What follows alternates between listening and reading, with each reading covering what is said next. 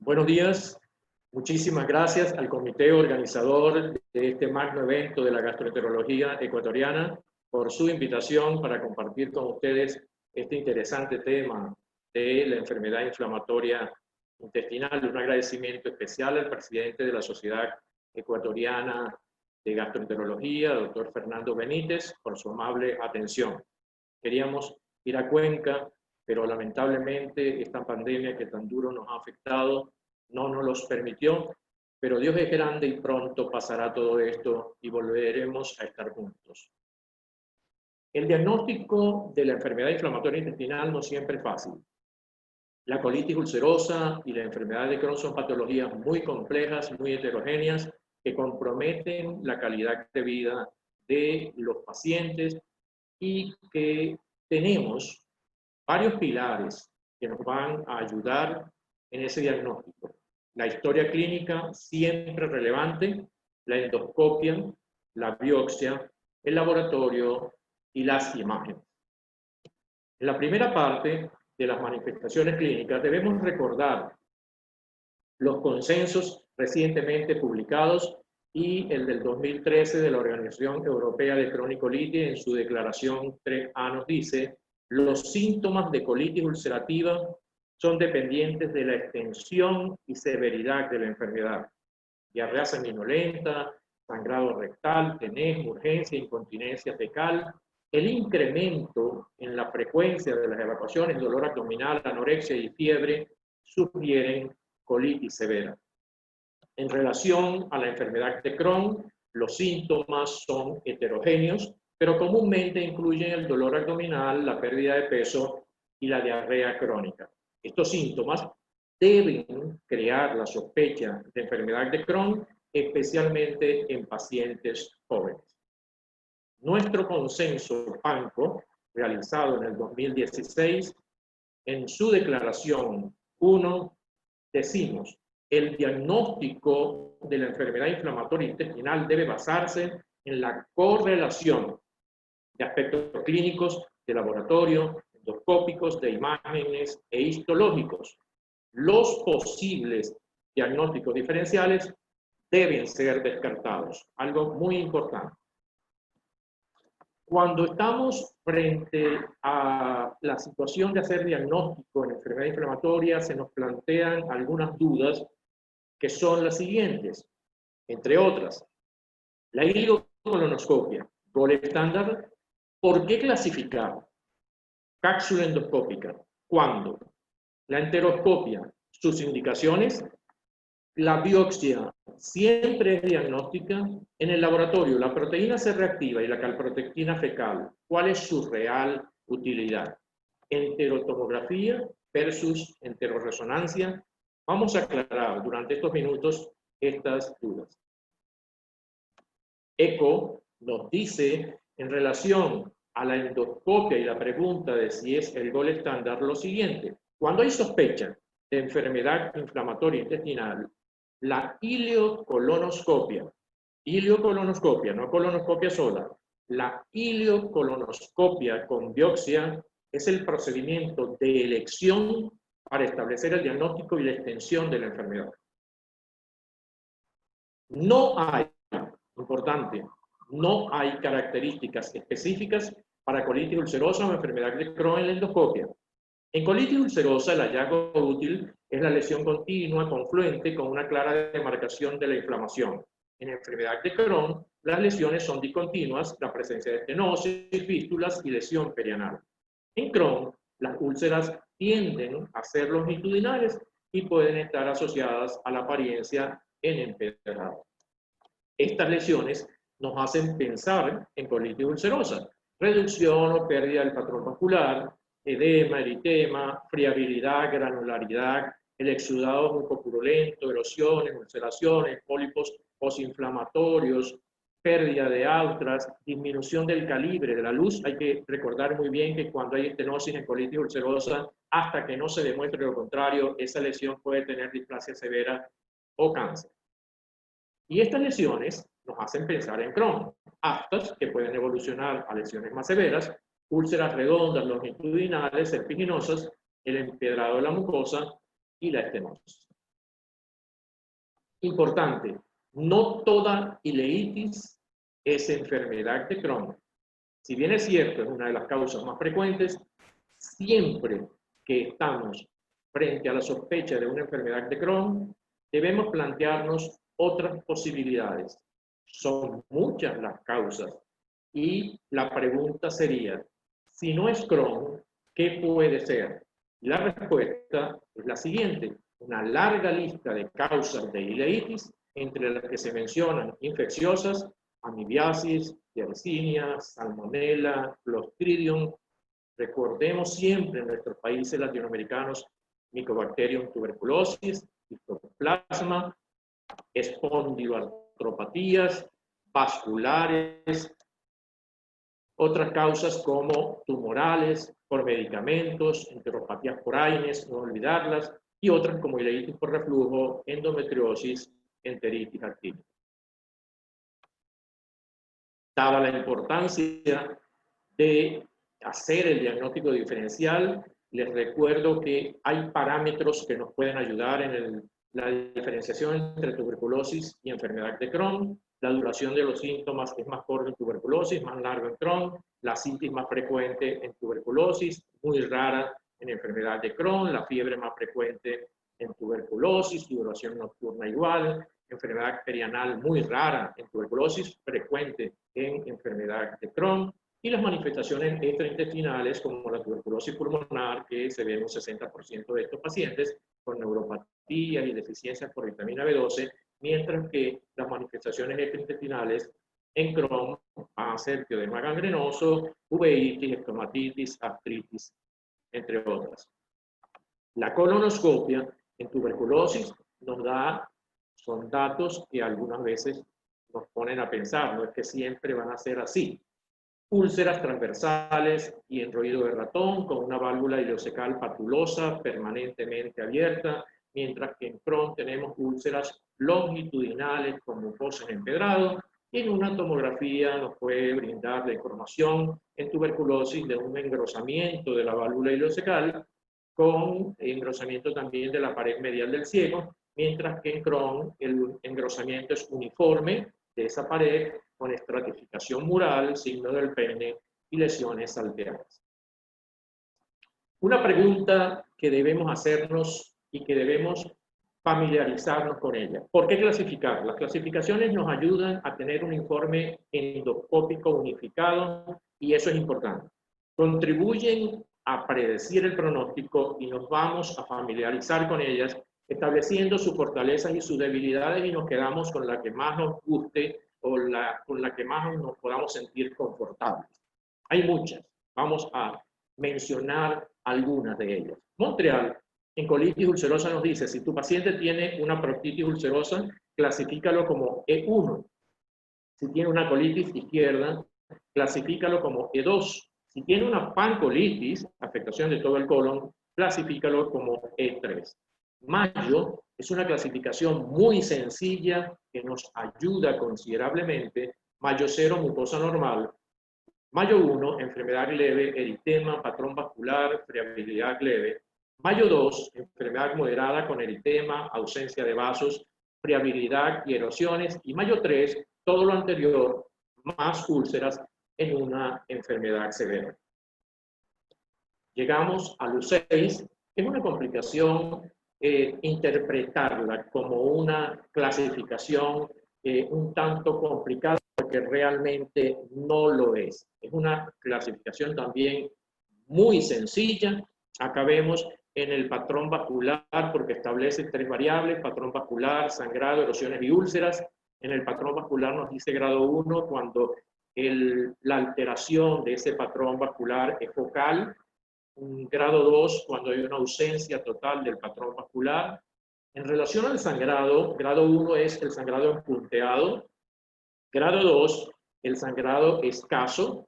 Grado 3, sangrado fácil, resumante a pesar del lavado. Y en lo que llegamos entonces a evaluar la variable de las erosiones y de las úlceras, nos encontramos con que grado 1 son erosiones menores de 5 milímetros. Grado 2, lesiones mayores de 5 milímetros. Y grado 3, úlceras profundas rodeadas de mucosa edematosa elevada. Un ejemplo, si nuestro paciente tiene una ausencia total del patrón vascular, 2 puntos, y un sangrado fácil, resumante y una úlcera profunda, 2, 3 y 3 son 8 puntos. Vamos entonces a la clasificación, al puntaje total, y vemos que de acuerdo con Mayo, nuestro paciente tiene una enfermedad, endoscópicamente hablando, severa. Moderada, 5 o 6 puntos. Leve, 2 a 4 puntos. Montreal, en enfermedad de Crohn, nos dice, si tu paciente tiene una afectación del ilion terminal, cosa que ocurre en un 30%, clasifícalo como L1. Si la afectación es de colon, 30% también L2. Si la afectación es ileocolónica, el mayor porcentaje, 40%, L3. Y veamos que el porcentaje de L4, que es tracto digestivo alto, es muy bajo, un 1 o 2%. Debemos agregar la B1 si es inflamatorio, B2 si es estenosante, B3 si es penetrante y en el caso de que exista enfermedad perianal, colocar la P.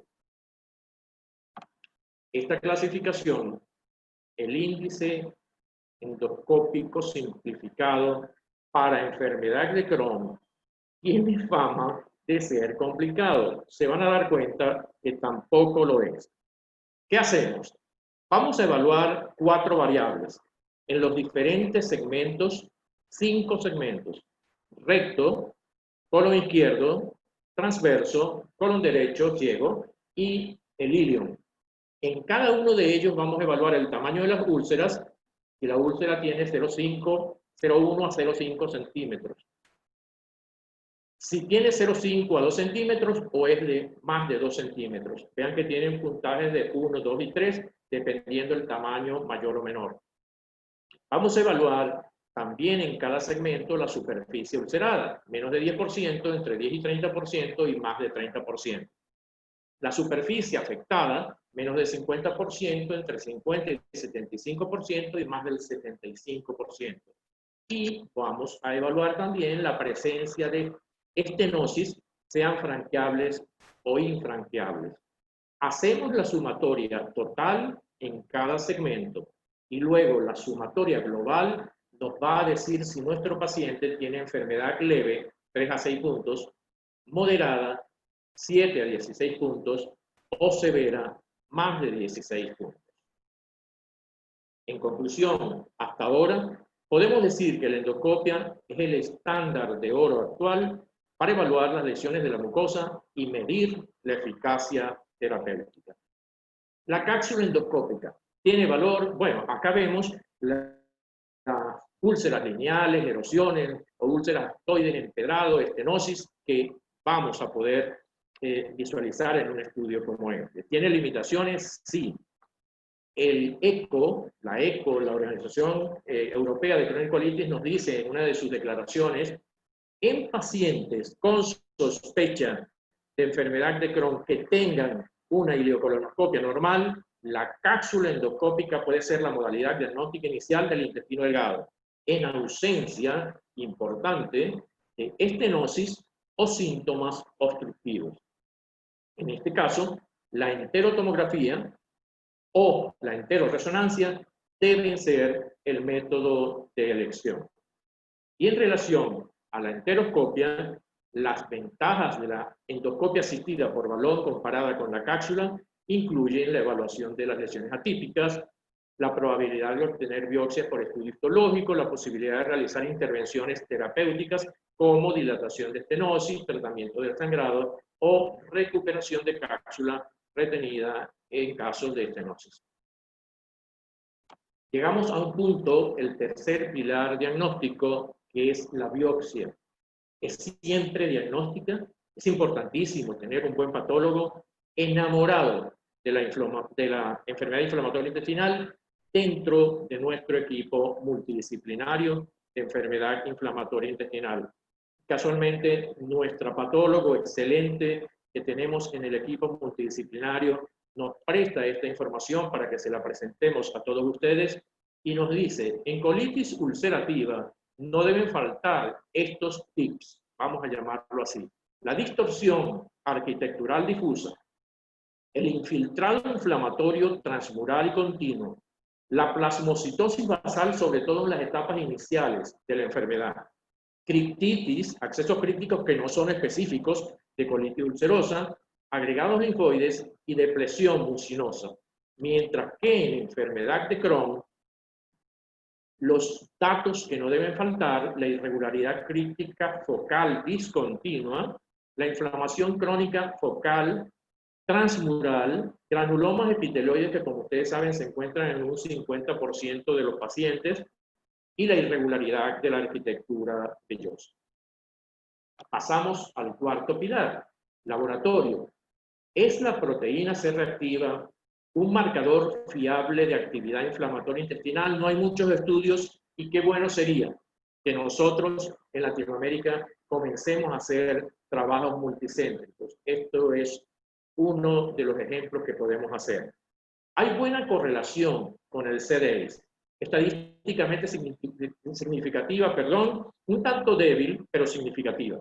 Es más sensible para enfermedad de Crohn que para colitis ulcerosa, cierto. Tal vez esa explicación es por el compromiso transmural.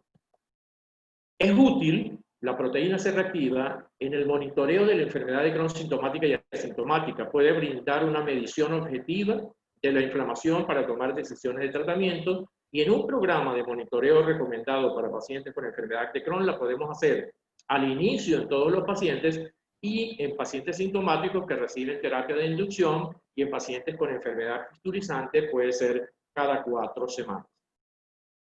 ¿Cuál es la real utilidad de la calprotectina fecal? Distinguir una enfermedad orgánica de un problema funcional como un síndrome de intestino irritable. Por ejemplo, predecir el riesgo de recaída, uno de sus grandes aportes. Distinguir el paso de enfermedad inflamatoria quiescente activa. Optimizar tratamiento. Antes estaba en valores cercanos a lo normal y ahora se altera. Algo tienes que hacer porque la inflamación no está respondiendo a lo que estás haciendo. Optimiza la terapia. Predecir la respuesta al tratamiento y definir la remisión profunda en ausencia de síntomas y lesiones endoscópicas. Importante esto. Condiciones no EII que pueden alterar la calprotectina fecal. Son muchas, como ustedes ven acá. Infecciones, condiciones inflamatorias múltiples, neoplasias, fármacos como los inhibidores de bomba de protones o los AINES, misceláneas como la úlcera péptica, cirrosis, pólipo juvenil. Pasamos al quinto pilar del valor de las imágenes. Enterotomografía versus enteroresonancia. La enterotomografía nos permite el realce de la mucosa con el contraste, engrosamiento y edema de la pared, cambios extramurales como el signo del peine, nódulos linfáticos aumentados de tamaño, mientras que la enteroresonancia, que tiene sus ventajas, da una mejor resolución del contraste en tejidos blandos, permite examinar el intestino delgado sin exposición a radiaciones, es ideal en población joven y en aquellos que ameritan estudios repetidos. Aquí debemos elogiar el excelente trabajo realizado por el grupo del doctor Panés, que en su hospital hicieron el índice María. Ha mostrado una muy buena correlación con el CDI. Acá vemos una buena sensibilidad y especificidad. María es una fórmula que incorpora el grosor de la pared, edema, ulceración, hiperintensidad del intestino calculado por cada segmento. Podemos demostrar además con enterotomografía los diferentes subtipos: inflamatorio activo, edema de la mucosa, ulceración e inflamación, penetrante fistulizante, resaltando el valor de la enteroresonancia en la enfermedad fistulizante, y el patrón fibroestenótico con estenosis, fibrosis o inflamación que pueden responder a tratamiento médico. Unos casos, para terminar, que hemos realizado con el radiólogo de nuestro equipo multidisciplinario. Este es un paciente de 29 años que llegó luego de 5 años en consulta en otro centro privado, nos llegó a nuestro hospital en muy malas condiciones generales, con pérdida de peso, diarrea crónica, anemia, dolor abdominal. Se hizo la colonoscopia, tenía úlceras en el ilion, hicimos la enterotomografía, vemos la estenosis extensa que nosotros estamos observando acá. Por supuesto, el paciente requería cirugía y actualmente está en muy buenas condiciones generales. La enteroresonancia nos muestra fístulas enteroentéricas y, en este caso, colovesical. Este último caso es un paciente de 27 años que nos ingresó en el 2016, también en muy malas condiciones generales, diarrea crónica, pérdida de peso, lo habían evaluado en varios sitios, pensaron en enfermedad celíaca, pensaron en intestino irritable, bueno, yo no entiendo por qué, porque había muchos factores de alarma. Le hacemos la colonoscopia, úlceras en el intestino, en el ilion, tomamos biopsia para anatomía patológica, muestra para cultivo que siempre tomamos en nuestros pacientes con sospecha de enfermedad de Crohn para hacer el diagnóstico, que ya lo hemos comentado. Y la enterotomografía fue informada como un engrosamiento concéntrico difuso no estenosante del ilion a predominio de su tercio distal hipercactante sin estratificación, sugestivo de ileitis inespecífica.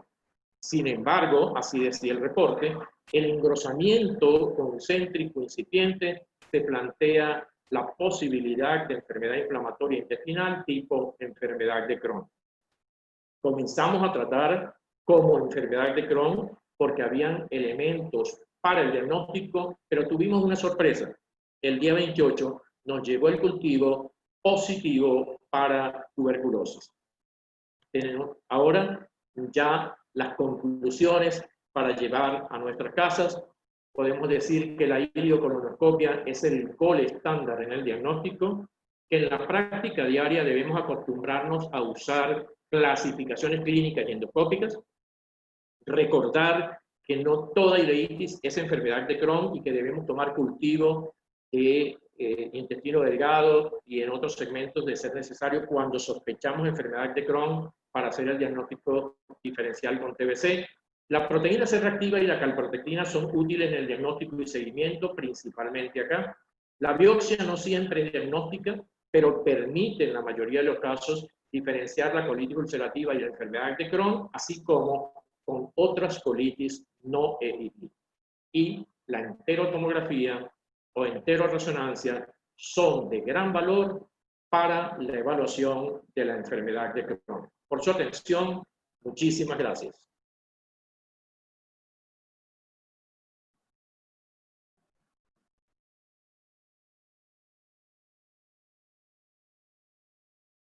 Buenos días.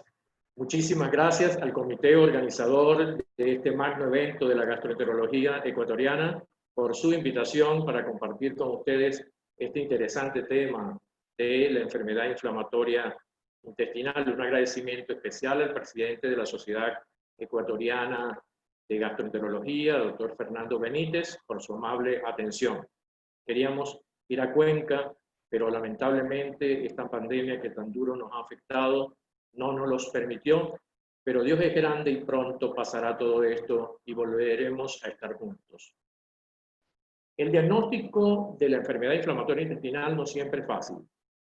La colitis ulcerosa y la enfermedad de Crohn son patologías muy complejas, muy heterogéneas, que comprometen la calidad de vida de los pacientes y que tenemos varios pilares que nos van a ayudar en ese diagnóstico. La historia clínica siempre relevante, la endoscopia, la biopsia, el laboratorio y las imágenes. En la primera parte de las manifestaciones clínicas debemos recordar los consensos recientemente publicados y el del 2013 de la Organización Europea de Cronicolitis en su declaración 3A nos dice: los síntomas de colitis ulcerativa son dependientes de la extensión y severidad de la enfermedad. Diarrea sanguinolenta, sangrado rectal, tenez, urgencia, incontinencia fecal. El incremento en la frecuencia de las evacuaciones, dolor abdominal, anorexia y fiebre sugieren colitis severa. En relación a la enfermedad de Crohn, los síntomas son heterogéneos, pero comúnmente incluyen el dolor abdominal, la pérdida de peso y la diarrea crónica. Estos síntomas deben crear la sospecha de enfermedad de Crohn, especialmente en pacientes jóvenes. Nuestro consenso PANCO, realizado en el 2016, en su declaración 1, decimos: el diagnóstico de la enfermedad inflamatoria intestinal debe basarse en la correlación de aspectos clínicos, de laboratorio, endoscópicos, de imágenes e histológicos. Los posibles diagnósticos diferenciales deben ser descartados. Algo muy importante. Cuando estamos frente a la situación de hacer diagnóstico en enfermedad inflamatoria, se nos plantean algunas dudas que son las siguientes, entre otras. La ileocolonoscopia, gold estándar. ¿Por qué clasificar cápsula endoscópica? ¿Cuándo? La enteroscopia, sus indicaciones. La biopsia siempre es diagnóstica. En el laboratorio, la proteína C reactiva y la calprotectina fecal, ¿cuál es su real utilidad? Enterotomografía versus enteroresonancia. Vamos a aclarar durante estos minutos estas dudas. ECO nos dice, en relación a la endoscopia y la pregunta de si es el gold estándar, lo siguiente: cuando hay sospecha de enfermedad inflamatoria intestinal, la ileocolonoscopia, no colonoscopia sola, la ileocolonoscopia con biopsia es el procedimiento de elección para establecer el diagnóstico y la extensión de la enfermedad. No hay, importante, no hay características específicas para colitis ulcerosa o enfermedad de Crohn en la endoscopia. En colitis ulcerosa, el hallazgo útil es la lesión continua confluente con una clara demarcación de la inflamación. En enfermedad de Crohn, las lesiones son discontinuas, la presencia de estenosis, fístulas y lesión perianal. En Crohn, las úlceras tienden a ser longitudinales y pueden estar asociadas a la apariencia en empedrado. Estas lesiones nos hacen pensar en colitis ulcerosa, reducción o pérdida del patrón vascular, edema, eritema, friabilidad, granularidad, el exudado mucopurulento, erosiones, ulceraciones, pólipos posinflamatorios, pérdida de outras, disminución del calibre de la luz. Hay que recordar muy bien que cuando hay estenosis en colitis ulcerosa, hasta que no se demuestre lo contrario, esa lesión puede tener displasia severa o cáncer. Y estas lesiones nos hacen pensar en Crohn, aftas que pueden evolucionar a lesiones más severas, úlceras redondas, longitudinales, serpiginosas, el empedrado de la mucosa y la estenosis. Importante, no toda ileitis es enfermedad de Crohn. Si bien es cierto, es una de las causas más frecuentes, siempre que estamos frente a la sospecha de una enfermedad de Crohn, debemos plantearnos otras posibilidades. Son muchas las causas y la pregunta sería, si no es Crohn, ¿qué puede ser? La respuesta es la siguiente: una larga lista de causas de ileitis, entre las que se mencionan infecciosas, amibiasis, yersinia, salmonella, clostridium. Recordemos siempre en nuestros países latinoamericanos, Mycobacterium tuberculosis, histoplasma, espondiloartropatías, vasculares, otras causas como tumorales, por medicamentos, enteropatías por AINES, no olvidarlas, y otras como ileitis por reflujo, endometriosis, enteritis actínica. Dada la importancia de hacer el diagnóstico diferencial, les recuerdo que hay parámetros que nos pueden ayudar en la diferenciación entre tuberculosis y enfermedad de Crohn. La duración de los síntomas es más corta en tuberculosis, más largo en Crohn. La citis más frecuente en tuberculosis, muy rara en enfermedad de Crohn. La fiebre más frecuente en tuberculosis, duración nocturna igual. Enfermedad perianal muy rara en tuberculosis, frecuente en enfermedad de Crohn. Y las manifestaciones extraintestinales como la tuberculosis pulmonar, que se ve en un 60% de estos pacientes, con neuropatías y deficiencias por vitamina B12, mientras que las manifestaciones extraintestinales En Crohn van a ser pioderma gangrenoso, uveitis, estomatitis, artritis, entre otras. La colonoscopia en tuberculosis son datos que algunas veces nos ponen a pensar, no es que siempre van a ser así.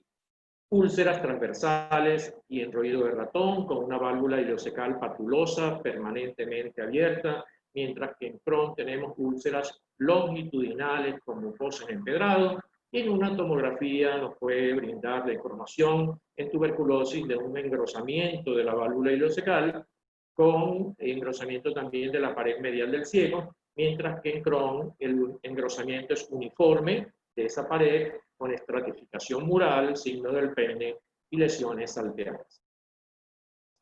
Una pregunta que debemos hacernos y que debemos familiarizarnos con ella. ¿Por qué clasificar? Las clasificaciones nos ayudan a tener un informe endoscópico unificado y eso es importante. Contribuyen a predecir el pronóstico y nos vamos a familiarizar con ellas, estableciendo sus fortalezas y sus debilidades, y nos quedamos con la que más nos guste o con la que más nos podamos sentir confortables. Hay muchas. Vamos a mencionar algunas de ellas. Montreal, en colitis ulcerosa, nos dice, si tu paciente tiene una proctitis ulcerosa, clasifícalo como E1. Si tiene una colitis izquierda, clasifícalo como E2. Si tiene una pancolitis, afectación de todo el colon, clasifícalo como E3. Mayo es una clasificación muy sencilla que nos ayuda considerablemente. Mayo 0, mucosa normal. Mayo 1, enfermedad leve, eritema, patrón vascular, friabilidad leve. Mayo 2, enfermedad moderada con eritema, ausencia de vasos, friabilidad y erosiones. Y Mayo 3, todo lo anterior, más úlceras en una enfermedad severa. Llegamos a LU6, es una complicación interpretarla como una clasificación un tanto complicada, porque realmente no lo es. Es una clasificación también muy sencilla. Acá vemos en el patrón vascular, porque establece 3 variables: patrón vascular, sangrado, erosiones y úlceras. En el patrón vascular nos dice grado 1 cuando la alteración de ese patrón vascular es focal. Grado 2 cuando hay una ausencia total del patrón vascular. En relación al sangrado, grado 1 es el sangrado empunteado. Grado 2, el sangrado escaso. Grado 3, sangrado fácil, resumante a pesar del lavado. Y en lo que llegamos entonces a evaluar la variable de las erosiones y de las úlceras, nos encontramos con que grado 1 son erosiones menores de 5 milímetros. Grado 2, lesiones mayores de 5 milímetros. Y grado 3, úlceras profundas rodeadas de mucosa edematosa elevada. Un ejemplo. Si nuestro paciente tiene una ausencia total del patrón vascular, 2 puntos, y un sangrado fácil, resumante, y una úlcera profunda, 2, 3 y 3 son 8 puntos, vamos entonces a la clasificación, al puntaje total, y vemos que de acuerdo con Mayo, nuestro paciente tiene una enfermedad endoscópicamente hablando severa. Moderada, 5 o 6 puntos, leve, 2 a 4 puntos. Montreal, en enfermedad de Crohn, nos dice, si tu paciente tiene una afectación del ilion terminal, cosa que ocurre en un 30%, clasifícalo como L1. Si la afectación es de colon, 30% también L2. Si la afectación es ileocolónica, el mayor porcentaje, 40%, L3. Y veamos que el porcentaje de L4, que es tracto digestivo alto, es muy bajo, un 1 o 2%.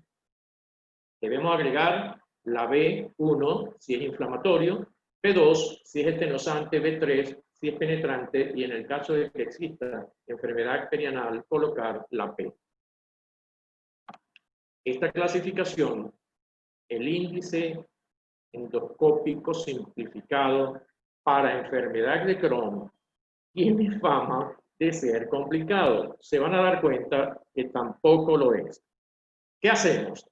Vamos a evaluar 4 variables en los diferentes segmentos, 5 segmentos: recto, colon izquierdo, transverso, colon derecho, ciego y el ilion. En cada uno de ellos vamos a evaluar el tamaño de las úlceras. Si la úlcera tiene 0,1 a 0,5 centímetros. si tiene 0,5 a 2 centímetros o es de más de 2 centímetros. Vean que tienen puntajes de 1, 2 y 3, dependiendo del tamaño mayor o menor. Vamos a evaluar también en cada segmento la superficie ulcerada, menos de 10%, entre 10 y 30% y más de 30%. La superficie afectada, menos del 50%, entre 50 y 75% y más del 75%. Y vamos a evaluar también la presencia de estenosis, sean franqueables o infranqueables.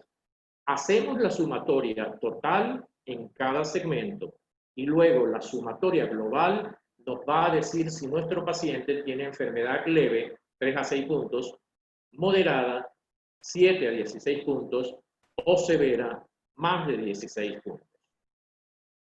En conclusión, hasta ahora, podemos decir que la endoscopia es el estándar de oro actual para evaluar las lesiones de la mucosa y medir la eficacia terapéutica. La cápsula endoscópica tiene valor, bueno, acá vemos las úlceras lineales, erosiones o úlceras aftoides, empedrado, estenosis, que vamos a poder visualizar en un estudio como este. ¿Tiene limitaciones? Sí. El ECO, la Organización Europea de Crohn y Colitis, nos dice en una de sus declaraciones, en pacientes con sospecha de enfermedad de Crohn que tengan una ileocolonoscopia normal, la cápsula endoscópica puede ser la modalidad diagnóstica inicial del intestino delgado, en ausencia, importante, de estenosis o síntomas obstructivos. En este caso, la enterotomografía o la enteroresonancia deben ser el método de elección. Y en relación a la enteroscopia, las ventajas de la endoscopia asistida por balón comparada con la cápsula incluyen la evaluación de las lesiones atípicas, la probabilidad de obtener biopsias por estudio histológico, la posibilidad de realizar intervenciones terapéuticas como dilatación de estenosis, tratamiento del sangrado o recuperación de cápsula retenida en casos de estenosis. Llegamos a un punto, el tercer pilar diagnóstico, que es la biopsia. Es siempre diagnóstica, es importantísimo tener un buen patólogo enamorado de la enfermedad inflamatoria intestinal dentro de nuestro equipo multidisciplinario de enfermedad inflamatoria intestinal. Casualmente, nuestro patólogo excelente que tenemos en el equipo multidisciplinario nos presta esta información para que se la presentemos a todos ustedes y nos dice, en colitis ulcerativa no deben faltar estos tips, vamos a llamarlo así. La distorsión arquitectural difusa, el infiltrado inflamatorio transmural y continuo, la plasmocitosis basal, sobre todo en las etapas iniciales de la enfermedad, criptitis, accesos críticos que no son específicos de colitis ulcerosa, agregados linfoides y depresión mucinosa.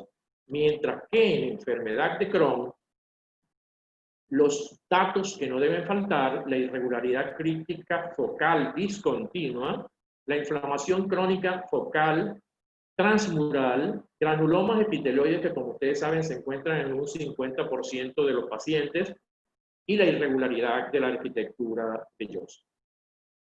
Pasamos al cuarto pilar, laboratorio. ¿Es la proteína C reactiva un marcador fiable de actividad inflamatoria intestinal? No hay muchos estudios y qué bueno sería que nosotros en Latinoamérica comencemos a hacer trabajos multicéntricos. Esto es uno de los ejemplos que podemos hacer. Hay buena correlación con el CDS, estadísticamente significativa, un tanto débil, pero significativa. Es más sensible para enfermedad de Crohn que para colitis ulcerosa, cierto, tal vez esa explicación es por el compromiso transmural. Es útil la proteína C reactiva en el monitoreo de la enfermedad de Crohn sintomática y asintomática. Puede brindar una medición objetiva de la inflamación para tomar decisiones de tratamiento, y en un programa de monitoreo recomendado para pacientes con enfermedad de Crohn la podemos hacer al inicio en todos los pacientes y en pacientes sintomáticos que reciben terapia de inducción, y en pacientes con enfermedad fisturizante puede ser cada 4 semanas. ¿Cuál es la real utilidad de la calprotectina fecal? distinguir una enfermedad orgánica de un problema funcional como un síndrome de intestino irritable. Por ejemplo, predecir el riesgo de recaída, uno de sus grandes aportes. Distinguir el paso de enfermedad inflamatoria quiescente activa. Optimizar tratamiento. Antes estaba en valores cercanos a lo normal y ahora se altera. Algo tienes que hacer porque la inflamación no está respondiendo a lo que estás haciendo. Optimiza la terapia. Predecir la respuesta al tratamiento y definir la remisión profunda en ausencia de síntomas y lesiones endoscópicas. Importante esto. Condiciones no EII que pueden alterar la calprotectina fecal. Son muchas, como ustedes ven acá. Infecciones, condiciones inflamatorias, múltiples, neoplasias, fármacos como los inhibidores de bomba de protones o los AINES, misceláneas como la úlcera péptica, cirrosis, pólipo juvenil. Pasamos al quinto pilar del valor de las imágenes. Enterotomografía versus enteroresonancia. La enterotomografía nos permite el realce de la mucosa con el contraste, engrosamiento y edema de la pared, cambios extramurales como el signo del peine, nódulos linfáticos aumentados de tamaño, mientras que la enteroresonancia, que tiene sus ventajas, da una mejor resolución del contraste en tejidos blandos, permite examinar el intestino delgado sin exposición a radiaciones, es ideal en población joven y en aquellos que ameritan estudios repetidos. Aquí debemos elogiar el excelente trabajo realizado por el grupo del doctor Panés, que en su hospital hicieron el índice María. Ha mostrado una muy buena correlación con el CDI. Acá vemos una buena sensibilidad y especificidad. María es una fórmula que incorpora el grosor de la pared, edema, ulceración, hiperintensidad del intestino calculado por cada segmento.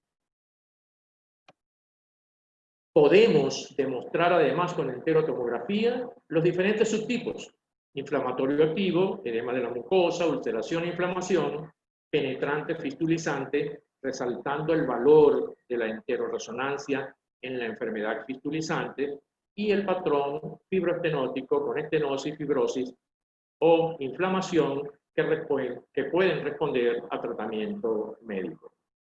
Unos casos, para terminar, que hemos realizado con el radiólogo de nuestro equipo multidisciplinario.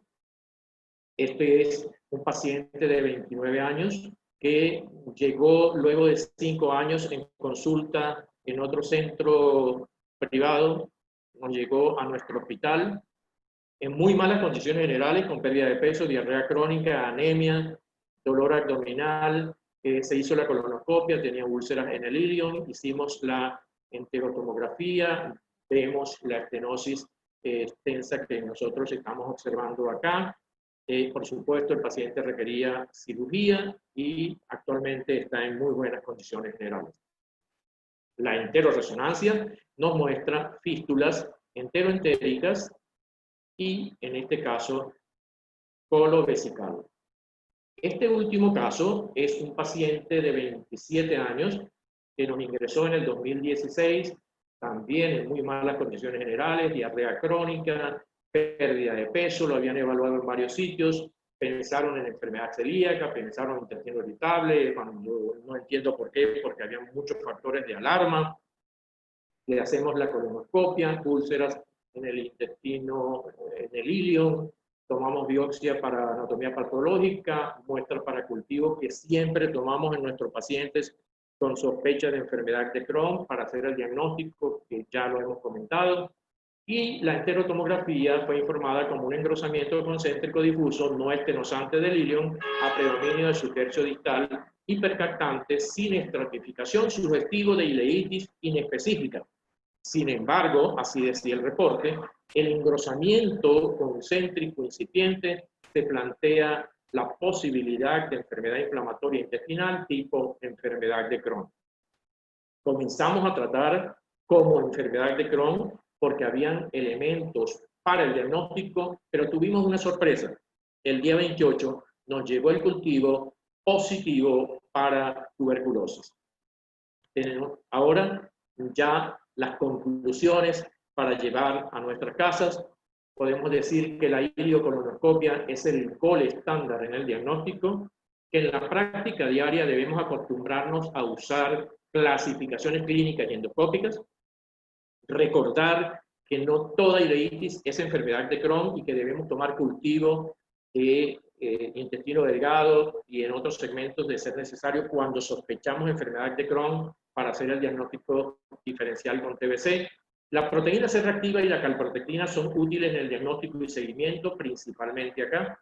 La biopsia no siempre es diagnóstica, pero permite en la mayoría de los casos diferenciar la colitis ulcerativa y la enfermedad de Crohn, así como con otras colitis no EIT.